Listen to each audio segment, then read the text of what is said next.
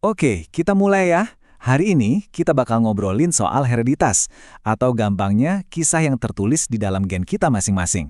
Kita akan coba bedah kode genetik yang bikin setiap dari kita itu unik, sebuah cerita yang diwariskan dari generasi ke generasi. Pernah kan kepikiran kayak gini? Kenapa ya mata saya mirip ibu, tapi cara ketawanya kok kayak ayah banget? Nah, jawabannya itu ternyata tersembunyi jauh di dalam inti setiap sel tubuh kita, dalam sebuah buku panduan yang super kompleks tapi juga luar biasa keren. Untuk bisa ngerti keseluruhan ceritanya, kita harus mulai dari bagian-bagian dasarnya dulu nih. Ibaratnya, blok-blok bangunan yang membentuk cetak biru atau blueprint pribadi kita. Coba deh bayangin, tubuh kita itu kayak perpustakaan raksasa. Nah, kromosom itu adalah jilid-jilid buku tebal yang ada di dalamnya. Manusia itu punya 23 pasang jilid buku ini, dan masing-masing berisi bagian penting dari keseluruhan cerita genetik kita. Oke, kalau kromosom itu bukunya, maka DNA ini adalah teks yang tertulis di setiap halamannya. Inilah bahasa kodenya kehidupan, instruksi detail untuk segala hal, mulai dari warna rambut kita sampai cara tubuh kita ngelawan infeksi. Kalau kita zoom in lagi ke teks DNA tadi, kita bakal nemuin yang namanya gen. Anggap aja setiap gen itu satu resep di dalam buku masak raksasa. Ada resep buat warna mata, resep buat tinggi badan, dan puluhan ribu resep lainnya. Inilah unit dasar dari hereditas.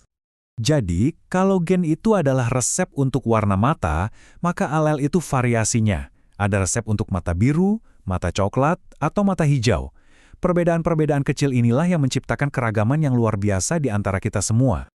Nah, ini membawa kita ke dua konsep kunci. Pertama, genotip. Ini adalah koleksi resep genetik kita, kode yang tersembunyi. Kedua, fenotip. Ini adalah apa yang kita lihat di luar, hidangan yang udah jadi. Jadi, genotip kita mungkin bawa resep untuk jadi tinggi, tapi fenotip kita adalah seberapa tinggi kita sebenarnya, yang juga dipengaruhi sama nutrisi, misalnya. Tapi, gimana ceritanya kita bisa tahu semua ini? Gimana kita bisa memprediksi hasil dari resep-resep ini? Nah, untuk itu kita harus mundur sedikit ke abad ke-19, ke seorang biarawan yang teliti banget sama tanaman kacang polongnya. Kenalan yuk sama Gregor Mendel. Dia ini bisa dibilang detektif genetika pertama di dunia. Lewat pengamatan yang cermat dan hitung-hitungan matematis pada ribuan tanaman, dia mulai ngebongkar aturan-aturan dasar tentang gimana sifat diwariskan. Dan ini dia lakukan jauh sebelum orang tahu tentang DNA loh. Yuk kita lihat salah satu eksperimennya yang paling terkenal. Mendel ngambil tanaman tinggi dan tanaman pendek, terus disilangkan. Anehnya, semua anak mereka jadi tinggi. Sifat pendeknya seolah-olah hilang gitu aja. Tapi pas dia menyilangkan generasi anak ini, sifat pendek itu muncul lagi. Loh, kok bisa gitu? Jawabannya ada di kotak punet ini, sebuah alat buat ngeliat semua kemungkinan genetik. Coba lihat kombinasinya, T besar, T besar, T besar, T kecil, dan T kecil, T kecil.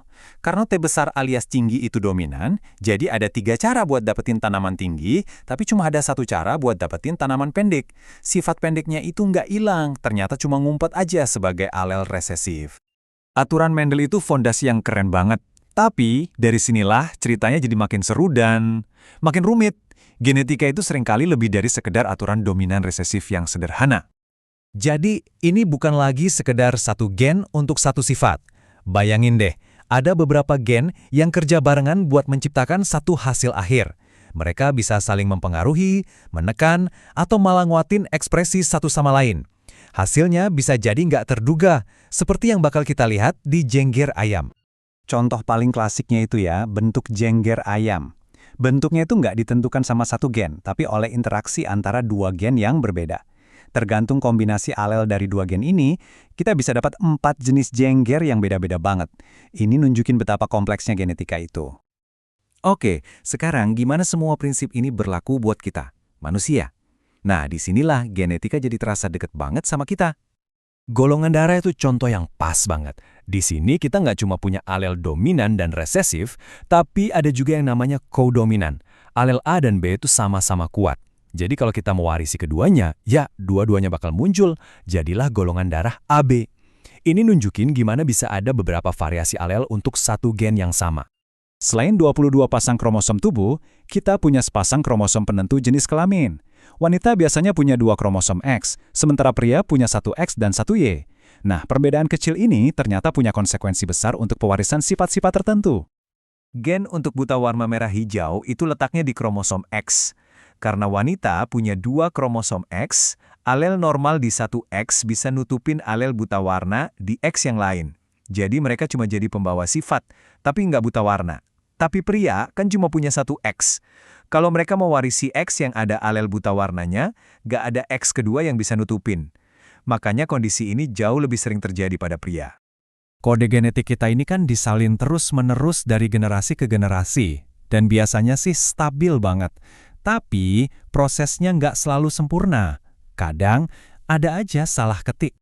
Dengar kata mutasi itu seringnya kedengaran serem ya, tapi penting banget buat kita ingat, mutasi inilah yang jadi mesinnya evolusi. Tanpa adanya perubahan acak ini, nggak bakal ada keragaman kehidupan yang luar biasa kayak yang kita lihat sekarang. Mutasi itu yang menciptakan variasi baru. Mutasi itu bisa kejadian dalam skala besar loh, contohnya punya kromosom ekstra atau malah kekurangan satu kromosom. Kondisi seperti sindrom Down, Turner, dan Klinefelter itu hasil langsung dari perubahan jumlah ini. Ini nunjukin betapa pentingnya punya jumlah jilid buku yang pas di perpustakaan genetik kita. Kutipan ini membawa kita ke sebuah ide penutup yang paling penting. Genetika itu bukanlah takdir yang mutlak. Gen kita mungkin ngasih kita kecenderungan untuk sesuatu, bakat musik, badan tinggi, atau bahkan resiko penyakit tertentu. Tapi, lingkungan, pilihan hidup, dan gaya hidup kita juga punya peran yang sangat besar dalam menentukan hasil akhirnya. Jadi pertanyaannya tetap sama, seberapa besar kendali yang kita punya atas narasi yang tertulis dalam DNA kita? Sesuatu untuk kita renungkan. Terima kasih sudah menyimak.